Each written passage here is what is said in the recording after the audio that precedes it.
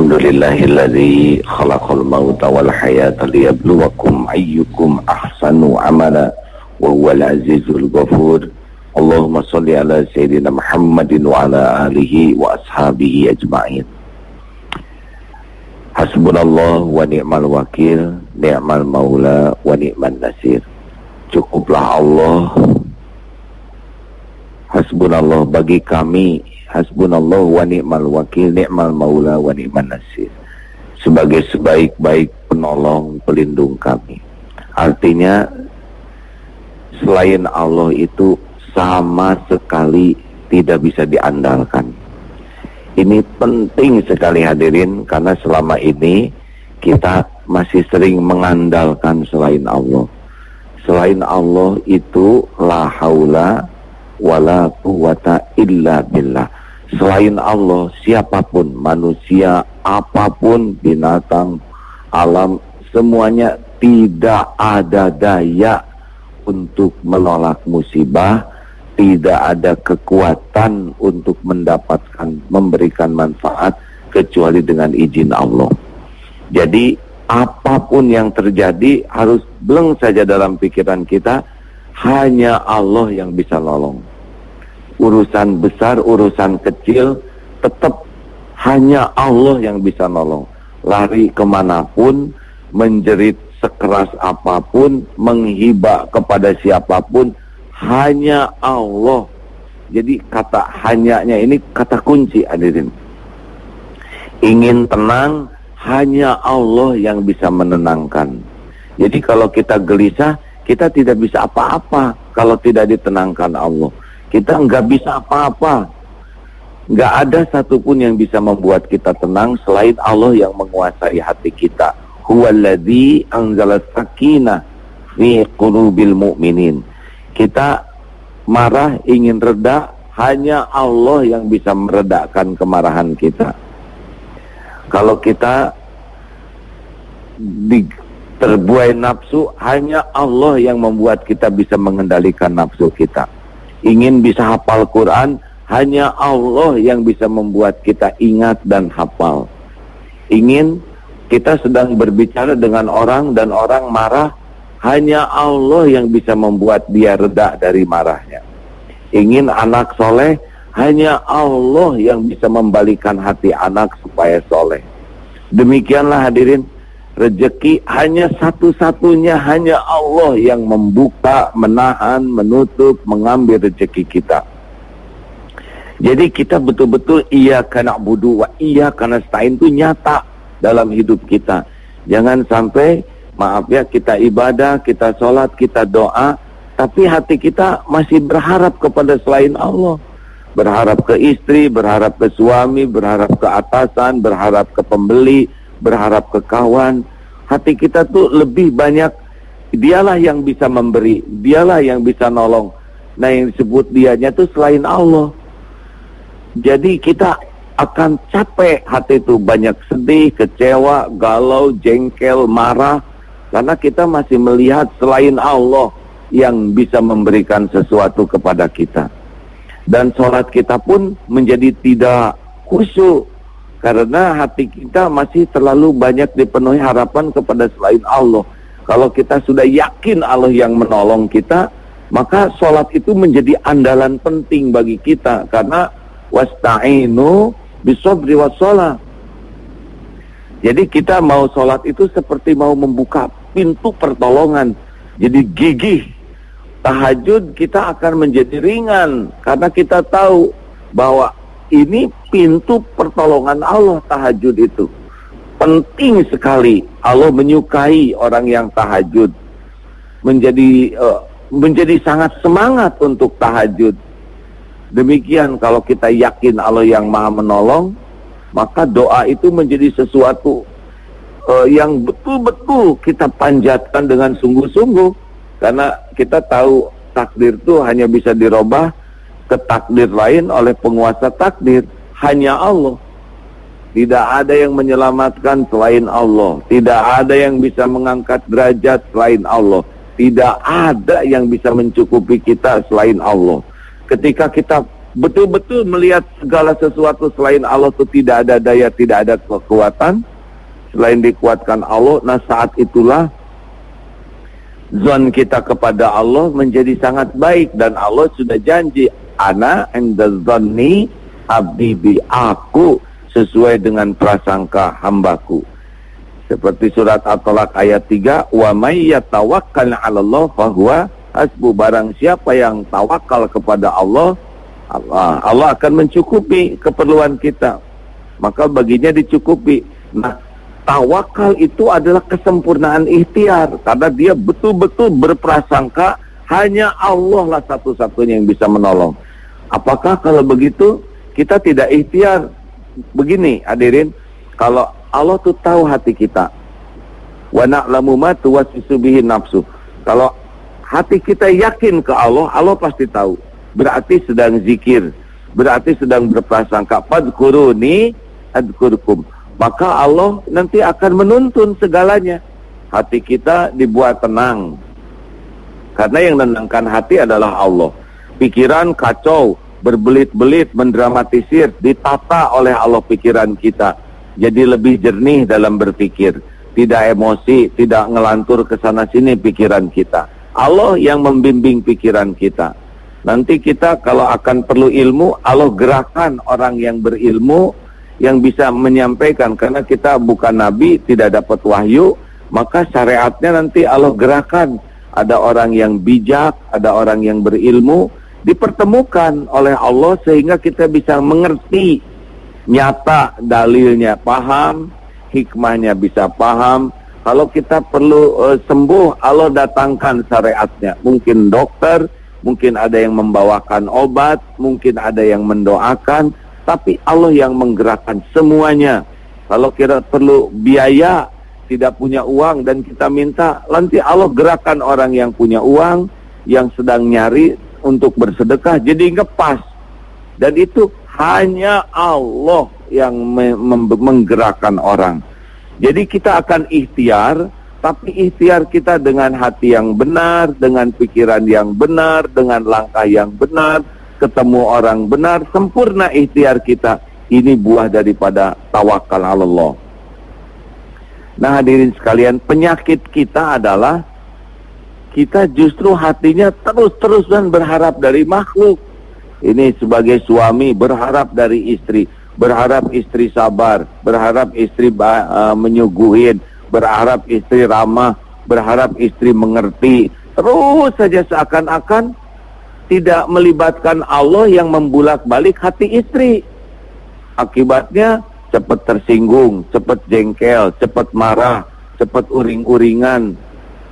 Tidak melibatkan Allah yang membulak-balik hati istri. Sama sebaliknya, istri mengharapkan suami sayang, suami perhatian, suami terus tidak meminta ke Allah yang menggenggam suami, yang ngebulak-balik hati suami, dan tidak akan terjadi tanpa izin Allah apapun juga.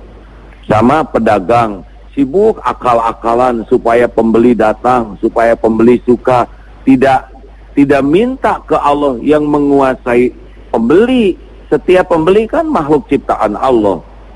Tidak ada pembeli yang bisa datang kecuali Allah yang menggerakkan. Tidak ada, tidak bisa. Semua makhluk itu milik Allah sepenuhnya. Harusnya minta ke Allah supaya digerakkan pembeli yang membawa rezeki yang halal, barokah.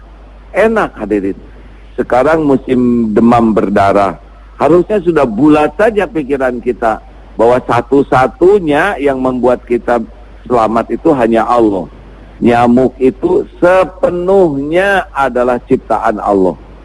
Aedes aegypti itu tidak bisa terbang kecuali dengan kekuatan dari Allah, dan tidak akan menyentuh kita nyamuk itu kecuali dengan izin Allah. Dan kalaupun nyamuk itu menggigit, tidak akan membuat kita sakit tanpa izin Allah. Makanya harus kuat berlindung ke Allah dengan adanya BDB ini. DBD apa Pak? Ya pokoknya maksud saya itulah ya. Dan kalau udah sakit, tidak ada yang bisa menyembuhkan selain Allah. Kita berobat, kita ke dokter. Ini menarik, kemarin ada yang kena demam berdarah, terus trombositnya tuh jatuh. Lalu ketemu tetangga, kata tetangga, coba minum obat Cina ini. Ini siapa yang ngatur? Ternyata ini salah satu jalan, diminum satu, naik, jadi bisa sembuh. Nah, kita tidak boleh mengatakan ini obat yang menyembuhkan. Ini Allah yang menyembuhkan, syariatnya lewat dipertemukan dengan tetangga. Begitu hadirin, kita enggak boleh lupa ke Allah di dalam segala urusan. Karena setiap urusan itu ada dalam kekuasaan Allah. Jadinya zikir kita tuh, apapun jadi zikir. Inilah fadhkurullaha katsiran la'allakum tuflihun. Keberuntungan kita tuh seperti itu. Nah, masalah kita itu yaitu Pak, lepasnya hati ini dari kekuasaan Allah. Seakan-akan kita tuh bisa jalan semuanya sendiri, udah beres dengan minta ke sana jadi beres, dengan rapat jadi beres, dengan strategi jadi beres, dengan ngolah kata-kata, dengan kemarahan jadi beres. Ini enggak mengandalkan Allah, tidak cocok dengan Fatihah kita, iyyaka na'budu wa iyyaka nasta'in. Tidak cocok dengan zikir kita, hasbunallahu wa ni'mal wakil, ni'mal maula wa ni'man nasir.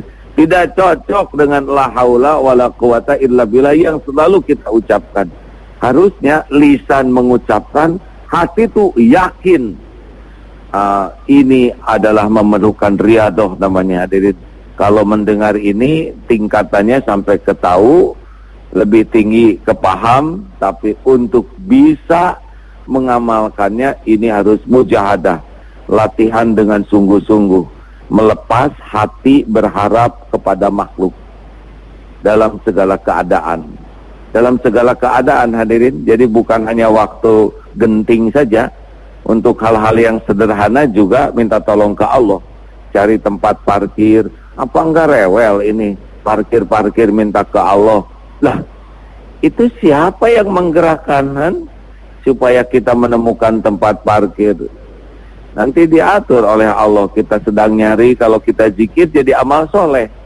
Tiba-tiba belok ke tempat yang itu pas, mau keluar kebetulan. Tidak ada yang kebetulan, Allah yang ngatur itu. Pas mau bayar, tiba-tiba ada yang sudah membayarkan misalkan. Itu juga Allah yang menggerakkan, tinggal kita belajar.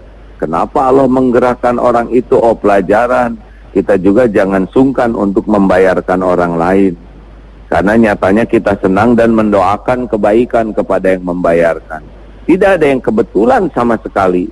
Termasuk anak nangis, rewel. Kalau ingin tenang harus minta ke Allah yang menciptakan dan menguasai anak. Ingin anak sholat, susah disuruh sholat. Tidak cukup hanya dengan tangan memegang kaki. Tapi hati harus minta ke Allah yang membulak-balik hati anak. Masya Allah hadirin. Jadinya kita tuh zikir terus setiap saat. Karena kita mengandalkan Allah dalam segala urusan. Karena hanya Allah satu-satunya yang menggenggam segala-galanya. Innallaha ala kulli syai'in qadir. Mudah-mudahan hadirin, latihan-latihan kita untuk melepas berharap ke makhluk ini akan disukai Allah, berbuah pertolongan Allah, dan dari waktu ke waktu kita semakin yakin kepada Allah, dan itulah yang akan membuat kita bahagia, mulia, selamat dunia akhirat.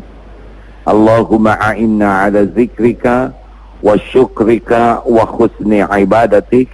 Allahumma inna nas'aluka imanan kamilan wa yaqinan sadiqan wa qalban khashi'an wa lisanan zakiran. Allahumma inna nas'aluka taubatan nasuhan wa taubatan qoblal maut wa rahmatan indal maut wa maghfiratan ba'dal maut. Allahumma hawwin alaina fi sakaratil maut. Allahumma inna nas'aluka husnal khatimah wa na'udzu bika min su'il khatimah. Rabbana taqabbal minna innaka antas samiul alim wa tub alaina innaka antat tawwabur rahim. Amin ya Allah ya Rabbal Alamin. Sallallahu alaihi sayyidina Muhammadin wa ala alihi. Para pendengar, insya Allah jam 9:30 hari ini di Masjid Al-Latif Pasaraya, Blok M, Kebayoran. Terima kasih kepada seluruhnya, khususnya jamaah Masjid Darul Islah. Silakan dilanjutkan siaran ini. Assalamualaikum warahmatullahi wabarakatuh. Waalaikumsalam warahmatullahi wabarakatuh. Baik, alhamdulillah, silakan Ustaz. Baik, alhamdulillahirabbil alamin. Allahumma shalli ala sayyidina Muhammadin wa ala alihi wa sahbihi ajma'in. Asyhadu an la ilaha illallah wahdahu la syarikalah wa asyhadu anna Muhammadan abduhu wa rasuluhu alladzi la nabiyya ba'da, amma ba'd. Alhamdulillah, para pendengar yang budiman dimanapun berada, puji syukur hanya milik Allah. Salawat dan salam semoga dilimpah curahkan kepada Nabi kita, teladan hidup dan kehidupan kita, uswah dan qudwah kita, Nabi Muhammad sallallahu alaihi wasallam. Kita bersyukur di pagi hari ini masih bisa membukakan mata, masih bisa menghirup udara segar, masih bisa merasakan nikmat Allah, dan masih bisa menjalani kehidupan di hari ini. Tentunya ini adalah nikmat yang tiada terhingga, nikmat yang harus selalu kita syukur dalam kehidupan kita. Terlebih lagi kalau kita diberi nikmat berupa kecenderungan hati kita untuk terus menerima hidayah dengan kita melaksanakan ketaatan kita kepada Allah. Sholat tahajud, dilanjutkan sholat subuh berjamaah ke masjid, dan dilanjutkan kajian ilmu lewat radio seperti ini diantaranya. Mudah-mudahan inilah yang menjadi bekal pulang kita kepada Allah. Inilah di antara amal-amal soleh kita yang saat kita pulang kepada Allah kita sudah memiliki cukup bekal sehingga layak di antara orang-orang yang mendapatkan pertolongan dari Allah Subhanahu wa taala. Layak di antara orang yang mendapatkan syafaat dari Rasulullah sallallahu alaihi wasallam. Para pendengar yang beriman dimanapun berada, hari Selasa pagi ini biasanya dilanjutkan oleh guru kita jadwalnya Ustaz Saiful Islam Mubarak. Kabar dari tim DKM masih dalam pemulihan. Kita doakan selalu semoga guru kita Kiai Haji Saiful Islam Mubarak segera diberikan kesehatan dan kembali bisa berdakwah seperti sedia kala, bisa menjadi jalan ilmu bagi kita semua. Mudah-mudahan kita yang mendoakan juga jadi amal soleh, mendoakan siapapun saudara kita yang diuji sakit, semoga diberikan kesehatan dan diberikan yang terbaik oleh Allah Subhanahu wa taala. Para pendengar yang budiman dimanapun berada, ada sebuah ungkapan dari seorang ulama, takutlah dengan penilaian buruk orang-orang beriman. Sesungguhnya mereka adalah saksi Allah di bumi. Mereka menyaksikan apa yang dilihat dan menilai sebatas pengetahuannya. Kita tahu bahwa dalam kehidupan ini selalu berpasangan, termasuk berpasangan antara baik dan buruk. Ya, Allah pun telah menganugerahkan kepada kita dalam kehidupan kita, telah mengilhamkan kepada manusia, fa'alhamaha fujuraha wa taqwaha. Kami ilhamkan, ya Allah mengilhamkan kepada manusia itu jalan fujur, yaitu jalan keburukan, jalan orang-orang yang berdosa, wa taqwaha, dan juga jalan ketakwaan, jalan kebaikan. Inilah dua sisi yang selalu menghiasi kehidupan manusia. Manusia kadang berbuat baik dan kadang berbuat buruk. Ada yang pencinta kebaikan dan juga sebaliknya, ada yang pencinta keburukan. Di hadapan para sahabat Nabi Shallallahu Alaihi Wasallam bersabda, hampir saja kalian mengetahui ahli surga dan ahli neraka. Mereka pun para sahabat bertanya, bagaimana ya Rasulullah hal itu bisa diketahui? Lalu Rasulullah SAW bersabda dengan sebutan baik dan sebutan buruk. Kalian adalah saksi Allah sebagaimana kalian menjadi saksi atas sebagian yang lain. Ini diriwayatkan oleh Ibnu Majah. Tentu saja kita tidak berhak menilai seseorang menjadi baik atau menjadi buruk. Namun demikian, yang terlihat dalam kehidupan kita Boleh jadi itulah yang menjadi kesimpulan orang lain terhadap kita atau sebaliknya. Penilaian zahir kadang-kadang bisa dilihat. Kalau orang setiap hari dia meninggalkan sholat, kemudian dia mengambil yang bukan haknya, dia berbohong kepada orang lain dan ketahuan berbohong, maka orang akan bilang dia pembohong. Kalau dia merespon apapun selalu marah, maka dikenal dia si pemarah. Maka marah, pembohong, pendengki dan sebagainya itu adalah perbuatan buruk. Artinya dia akan digelari menjadi orang yang buruk, ya, atau dengan sebutan buruk. Nah, disebutkan pula bahwa dalam sebuah hadis, setiap hamba pastilah memiliki reputasi atau sebutan di langit. Ya, selain di dunia juga ada sebutan-sebutan orang baik, orang buruk. Ini ada orang yang dermawan, ada orang yang pelit, ada orang yang rajin, ada orang yang malas, dan seterusnya. Ternyata juga memiliki setiap orang itu atau setiap hamba memiliki kedudukan ataupun reputasinya, sebutannya di langit.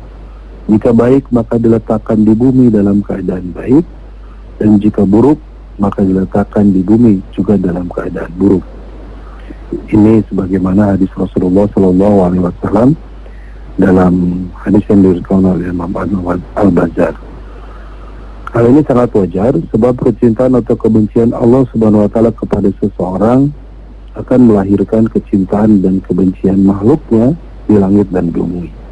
Ini hadisnya sangat masyhur, ya, dan sangat sering di sini disampaikan oleh AA, ya, untuk pelajaran bagi kita semua. Mengutip hadis dari riwayat Imam Bukhari dan Muslim, bahwasanya jika Allah mencintai seorang hamba, dia menyeru, sesungguhnya aku mencintai si fulan, maka cintailah dia. Lalu Jibril mencintainya, kemudian Jibril menyeru penghuni langit, sesungguhnya Allah mencintai si fulan, maka cintailah dia oleh kalian. Lalu penghuni langit pun mencintainya, kemudian diberikan padanya penerimaan di bumi. Demikian pula sebaliknya, ya.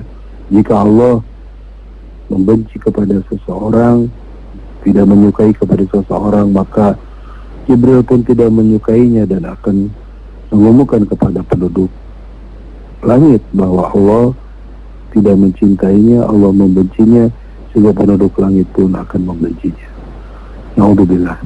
Nah, kita berharap tentu saja menjadi orang yang mendapatkan cinta Allah, sekalipun mungkin amal kita masih sedikit, sekalipun kita tahu bahwa amal kita belum layak menjadi orang-orang yang mendapatkan cinta Allah, tetapi kita tidak mau menjadi orang yang dibenci oleh Allah, kita tidak mau menjadi orang yang dimurka oleh Allah, maka kita berusaha untuk mendapatkan cinta Allah ini.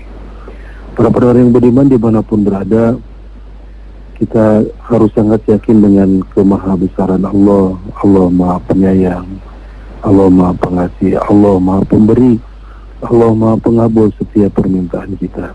Itulah yang juga harus ada pada diri kita dan kehidupan kita, bahwasanya keyakinan ini harus tertanam selalu, dan ini yang memotivasi kita beramal, bahwasanya amal-amal dalam kehidupan kita adalah hendaknya menjadi amal-amal yang menjadi jalan sampainya cinta kita kepada Allah Subhanahu wa taala. Di antara amal-amal yang dicintai Allah tentu saja sudah banyak dan sudah dicontohkan oleh Rasulullah SAW kepada kita. Mari kita berupaya untuk mengamalkan apa yang dicontohkan Rasul dan menyelamatkan diri kita dari tipu daya setan, serta berusaha dengan amalan yang bisa menyelamatkan diri kita dari api neraka, ya. Ada banyak amal, diantaranya ada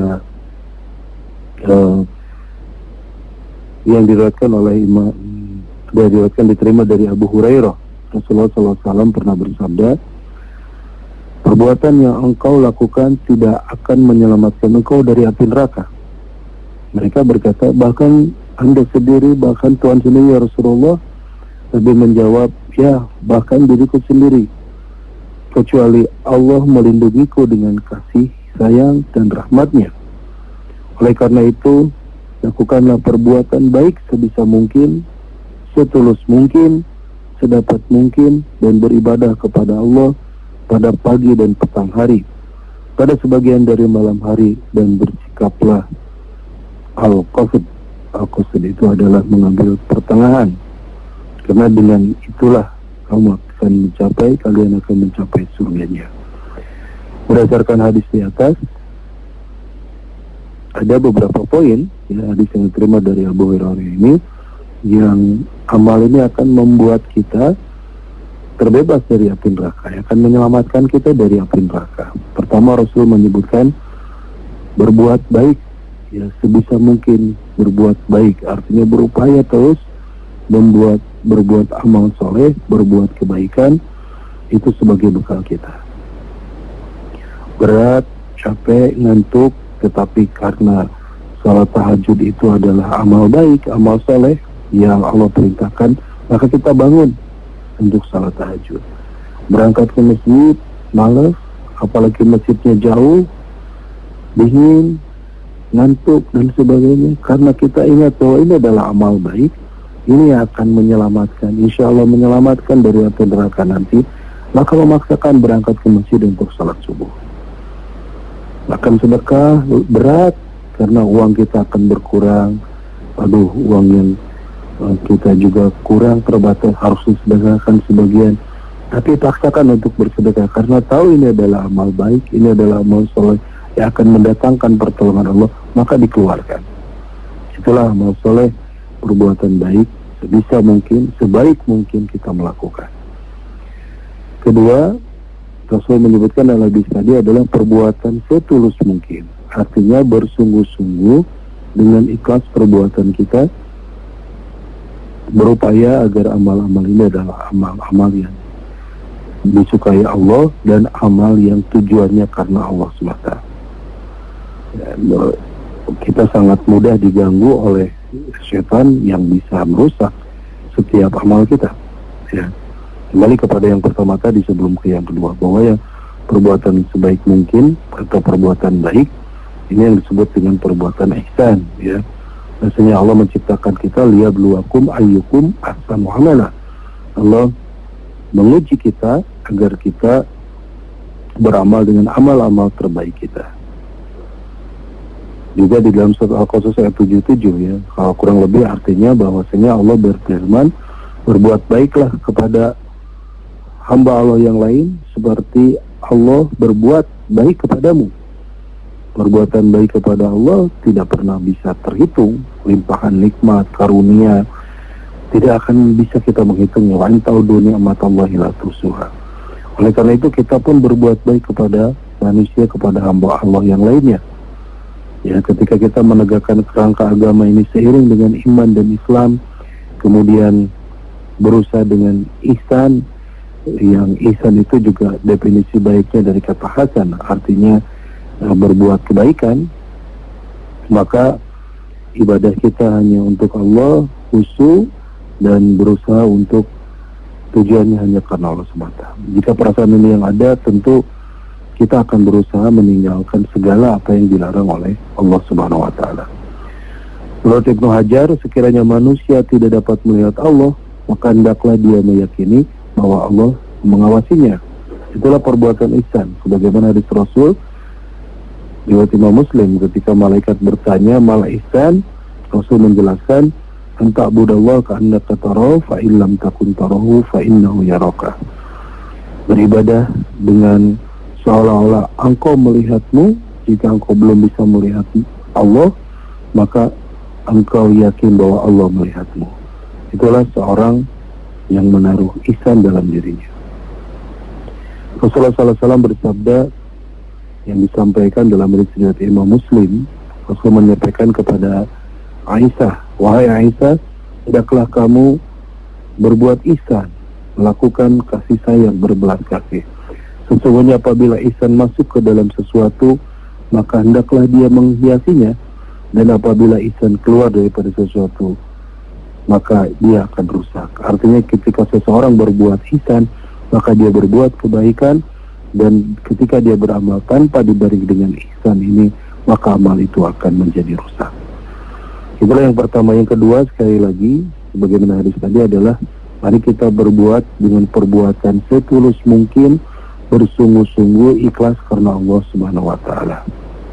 Ikhlas artinya melakukan amal ibadah khusus dan umum, ibadah khusus maupun ibadah umum, baik yang wajib maupun yang sunnah, semata-mata untuk mencari keridhaan Allah Subhanahu wa taala. Bagi orang yang hatinya terpaut dengan keikhlasan, tidak akan melakukan sesuatu yang mengharapkan balasan dari selain Allah. Ya, sehingga ada istilah, ada ubi, ada talas, ada budi, ada balas. Seorang yang ikhlas tidak mengharapkan pujian ketika beramal, sudah saja Allah yang membalasnya. Manusia mau berterima kasih, mau tidak, mau menyanjung, mau tidak, memuji atau tidak, ketika seorang beramal karena Allah, lepas saja dan lahir dari hatinya hanya mengharapkan ridha Allah semata. Inilah yang menjadi kunci keberhasilan amal kita ketika kita beramal dilakukan dengan ikhlas hanya kepada Allah.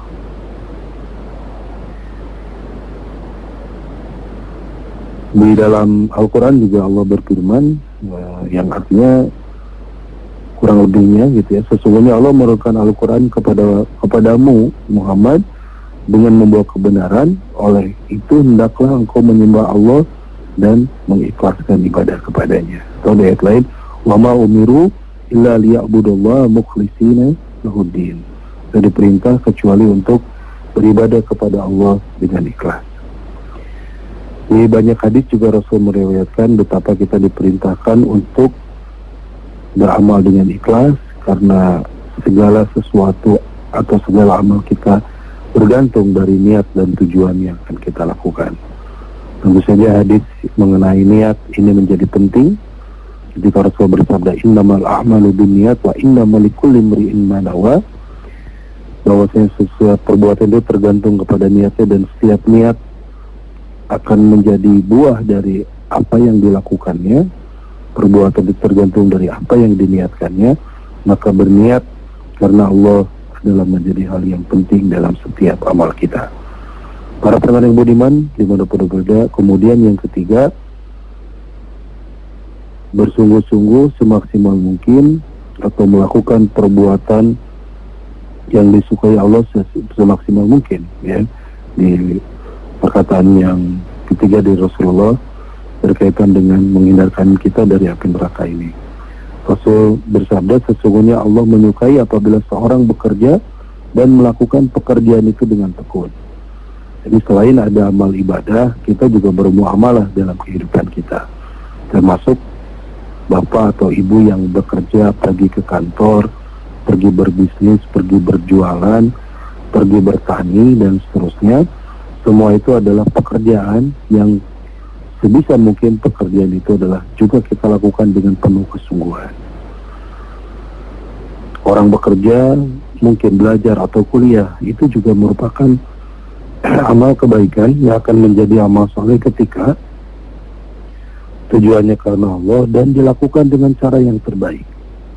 Urusan dunia aja kalau kita tidak lakukan dengan baik, kalau kita lakukan asal-asalan, maka hasilnya akan asal-asalan.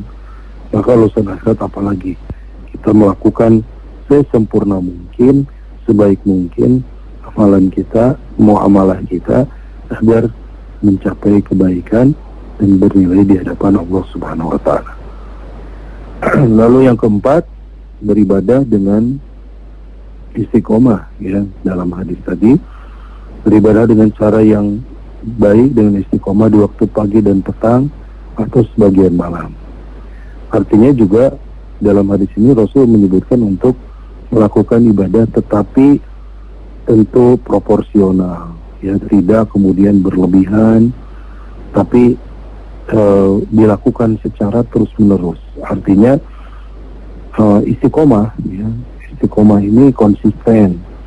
Kalau mau baca Quran bisa 1 juz sehari itu lebih baik. Sehari pernah 2 juz tapi seminggu nggak ngaji lagi. Ini tidak konsisten. Tapi kalau konsisten bisa 1 juz sehari, atau mungkin sehari baru bisa setengah juz tapi konsisten. Itulah orang yang istiqomah. Nah, Islam menuntut agar kita juga berusaha menyempurnakan amal kita dengan istiqomah, ya. Diriwayatkan dari Aisyah, seorang bertanya kepada Rasulullah. Bertanya, ya Rasulullah, ayu amalil afdal, amal apa yang dicintai oleh Allah? Maka Nabi menjawab,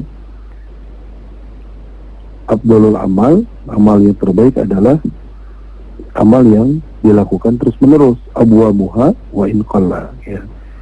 Dilakukan terus menerus walaupun sedikit. Ini dalam hadis riwayat Imam Bukhari. Kalau banyak bagaimana? Ya, tentu lebih baik kalau banyak bisa istiqomah. Sedikit istiqomah aja itu termasuk afdalul amal, apalagi bisa banyak dan istiqomah. Itulah diantara beberapa yang disampaikan Rasul berkaitan dengan agar terhindar kita dari api neraka. Tentunya juga perlu keseimbangan, tawazun antara dunia dan akhirat.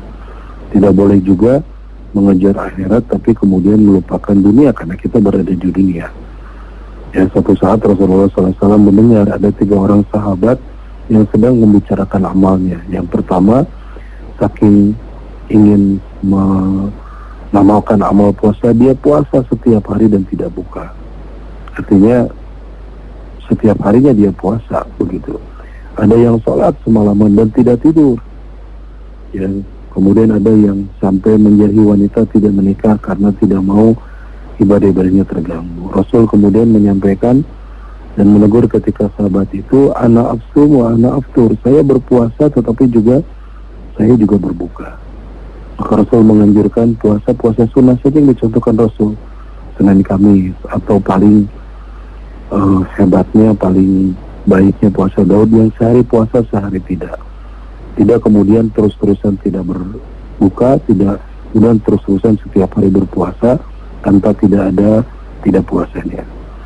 Kemudian bagi sahabat yang sholat malam terus-menerus sampai tidak tidur, Rasul mengatakan, ana akumu wa ana arkud. Saya juga sholat dan saya juga istirahat, saya juga tidur. Ini juga contoh Rasul buat kita umatnya, tidak berlebihan dalam ibadah. Termasuk kata Rasul, wa ana ujawwijun nisa, dan aku pun menikahi para wanita. Artinya juga ada kewajiban-kewajiban lain yang itu juga kita harus optimalkan di dalam kehidupan kita.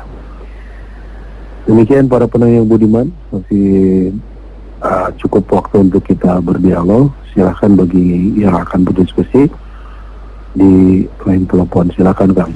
Baik, dipersilakan sahabat MK di pagi hari ini bagi Anda yang ingin bergabung bersilaturahim di 02220170076, di 02220170076 bisa Anda pergunakan sahabat MK untuk bergabung di kesempatan kali ini. Dan Anda yang sudah tersambung sahabat MK harap untuk bisa mengecilkan volume radio terlebih dahulu untuk memaksimalkan suara yang masuk ke studio. Masih ada kesempatan sahabat MK di 02220170076, di 02220170076, dan bagi Anda yang berada di luar negeri, Anda bisa menambahkan kode area Indonesia di 622220170076. Sudah ada yang tersambung di line telepon, kita akan coba sambungkan untuk yang bergabung di 02220170076. Assalamualaikum warahmatullahi wabarakatuh. Warahmatullahi wabarakatuh. Baik, dengan sahabat siapa di mana? Ahmad di Cianjur. Ya, Pak Ahmad di Cianjur, silakan Pak Ahmad. Kewajiban untuk laki-laki. Assalamualaikum Ustaz. Waalaikumsalam warahmatullahi wabarakatuh. Pak Ahmad, sehat Pak? Untuk kewajiban laki-laki, Rasulullah menganjurkan untuk sholat di masjid, ya. Betul. Tapi bagaimana kendalanya kalau di masjid itu ada kendala gitu, Ustaz? Misalnya, Apa kendalanya Pak? halo?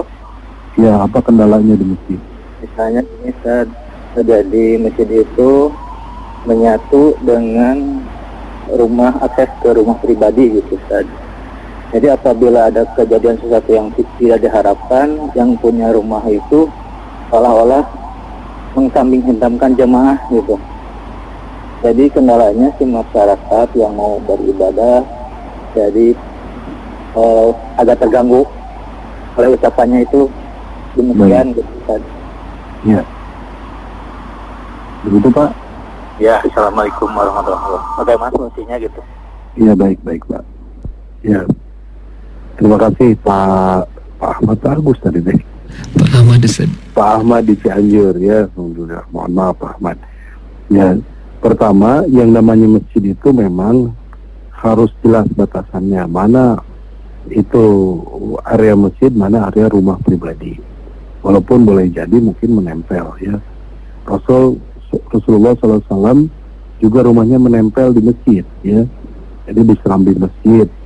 Bahkan kalau disaksikan hari ini sekarang, dulu rumah Rasul yang kemudian sekarang menjadi makam Rasulullah itu masuk di area Masjid Nabawi. Namun demikian jelas mana area masjid dan mana yang bukan, karena masjid ini adalah harus tanah wakaf.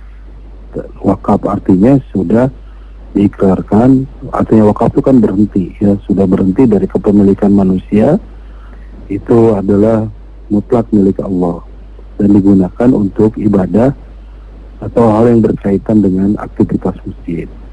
Nah, kalau batasannya ada rumah kemudian nempel ya tidak masalah. Rasulullah sendiri yang dibangun untuk rumah Rasul dan keluarganya itu adalah tanah milik Rasulullah sendiri. Walaupun sebenarnya Masjid Nabawi juga tanah milik Rasulullah yang Rasul beri dari seorang anak yatim waktu itu, dan kemudian Rasul wakafkan untuk menjadi masjid ya. Artinya harus jelas batasan yang pertama itu. Yang kedua, tentu saja masjid ini sebaiknya dibuat senyaman mungkin, tidak saling mengganggu. Baik orang yang di masjid mengganggu tetangga masjid, misalkan dengan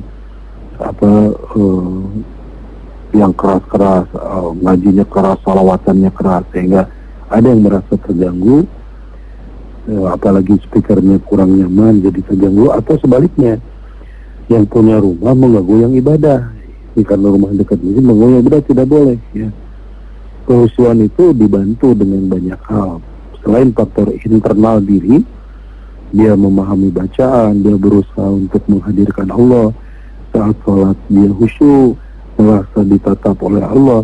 Tetapi dia faktor eksternal nih, polusi jangan sampai muncul, polusi udara, misalkan lagi sholat zuhur siang hari, kecium dari tetangga masjid, aduh ini masakan ya, lagi ngegoreng ikan asin, ngegoreng ya yang cukup menyengat dan mengganggu kehusuan ya. Ketika sholat yang kebayang itu goreng ikan, karena sebelah lagi goreng ikan, ini kan mengganggu ya. Mungkin kalau mau menggoreng ya di luar jam-jam waktu sholat yang utama gitu ya. Kalau sholat zuhur jam 12 ya mungkin di atas jam 1 atau jam 2 supaya tidak mengganggu. Itu polusi udara juga, polusi suara ya.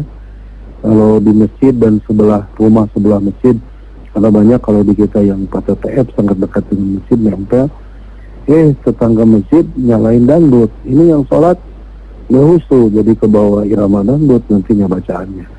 Nah ini jadi tidak saling mengganggu. Nah mungkin Pak, saran saya Pak Ahmad bisa dikomunikasikan nih dengan yang punya rumah. Ya kalau ada hal yang tidak nyaman, sesekali tidak enak, ya nggak apa-apa lah, paksakan aja ke masjid Pak daripada tidak ke masjidnya.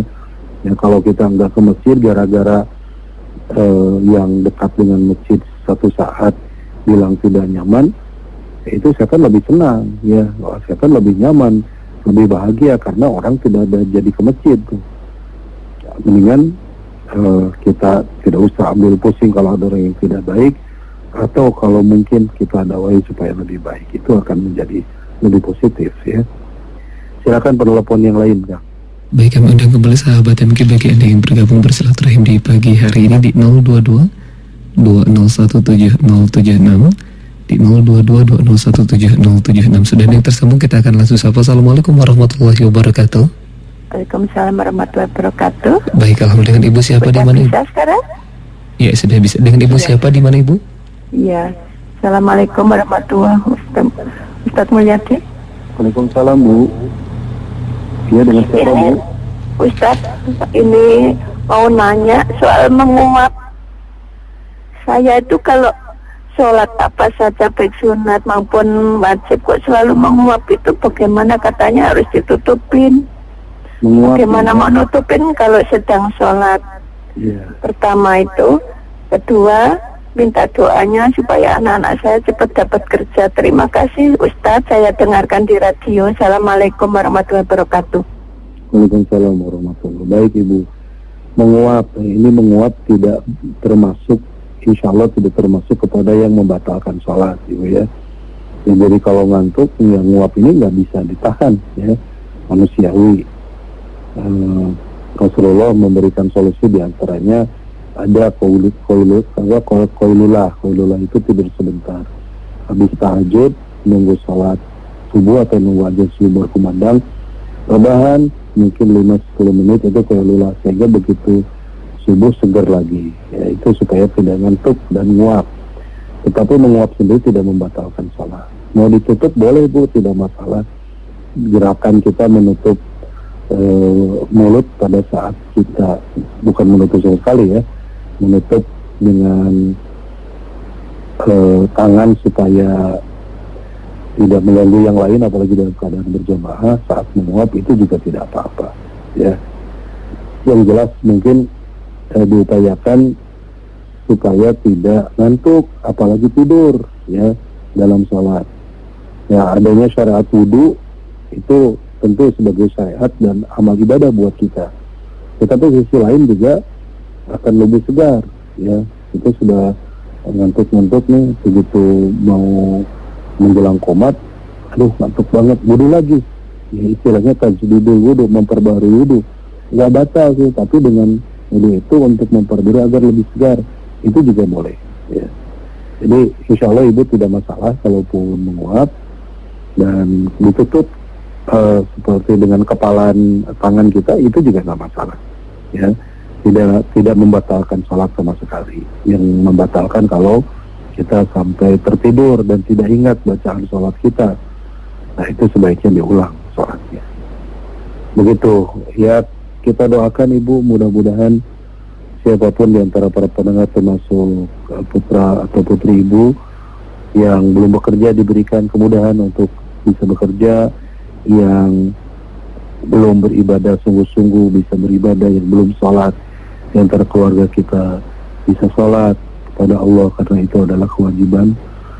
Dan insya Allah tugas kita adalah ikhtiar yang sungguh-sungguh, lalu tawakal, selebihnya kita serahkan kepada Allah. Setelah ikhtiar sungguh-sungguh, berdoa, minta yang terbaik, selebihnya serahkan kepada Allah dengan tawakal. Itulah tugas kita ya. Insya Allah yang akan diberikan yang terbaik kalau kita memintanya kepada Allah yang maha baik. Begitu Ibu. Masih ada waktu Kang? Baik, waktunya sudah tidak mencukupi Ustaz. Baik, yang terakhir ini informasi ya, silahkan bagi yang daftar sekolah, tinggal beberapa seat lagi SMP maupun SMK ya. Kalau SMP sudah tutup dari pekan lalu, jadi yang akan mendaftar SMP SMK silahkan, masih beberapa seat lagi, masih kurang dari 10 malah ya, ada yang 8, ada 9 di antara sekolah yang ada. Karena ini boarding school, silakan bersegera untuk mendaftar untuk SMK di 200-5132, atau bisa dibuka websitenya di SMKDT atau SMA Khodimul Umat Darut Tauhid. Juga bagi yang akan umroh, silakan di bulan April ada umroh berkah bersama Agim. Juga ada umroh plus. Umroh plus ini selain ke Mekah Madinah, kita bisa berkunjung ke Turki ya, plus Turki, ke Istanbul, kota dengan 1000 masjid yang kita kenal. Di Istanbul ada tempat-tempat bersejarah atau museum bersejarah, tempat menyimpan janggut Nabi SAW. Di Museum Topkapi ada cetakan telapak kaki Nabi, ada gigi Nabi, ada helai rambut Rasulullah dan sebagainya. Jadi selain perjalanan kita ibadah umroh ke Mekah dan Madinah dengan ibadah-ibadah di tanah suci, juga bisa melakukan ziarah ataupun wisata hikmah ke Turki ya, dengan mengenang sejarah perjuangan Rasulullah serta beberapa peninggalan Rasulullah, termasuk pedang Rasul juga ada di sana. Bagi yang berminat silakan menghubungi MQ Travel, bisa di 0812-2060-2011 atau 0812-900-900-11. Ini mudah ya, menghafal 0812 900-911 900-900-11 atau ada emailnya atau hotline-nya di www.mktravel.co.id. Silakan manfaatkan kesempatan ini, berangkat tanggal 8 sampai 19 April ya. Jadi sekarang masih ada 1 bulan, biasanya memang pengurusan visa dan sebagainya daftar dari sekarang agar seatnya masih tersedia dan pengurusan dokumennya bisa lebih leluasa. Terima kasih para pendengar yang budiman dimanapun berada, juga sahabat-sahabat CMKFM. Semoga Allah mengkaruniakan kepada kita amal soleh di pagi hari ini dan di siang hari ini, di hari ini untuk senantiasa berbuat kebaikan. Terima kasih dan mohon maaf. Aku qouli hadza wa astaghfirullah li wa lakum. Assalamualaikum warahmatullahi wabarakatuh.